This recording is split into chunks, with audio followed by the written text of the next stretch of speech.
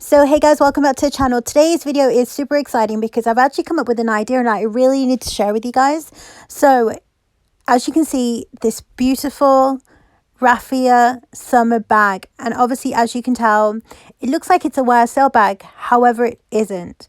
So in order for you to also be able to achieve the similar look, what you will need is any raffia bag purchased, also any brooch. So obviously I've already shared this brooch with you guys and I will link the video below. So here we have the YSL brooch, which I've only purchased like a month ago, 2 months ago. I've got this gorgeous raffia bag, which I also will link for you guys in the description box down below. And all you have to do, guys, is attach the brooch to the bag. And there you go. You've got your very own raffia designer bag. So please let me know if you have enjoyed the video. Please let me know if you do this idea, and please leave a comment in the comment box below, and I look forward to hearing from you guys pretty soon. Bye, and don't forget to subscribe and hit the like button. Thank you so much. See you later.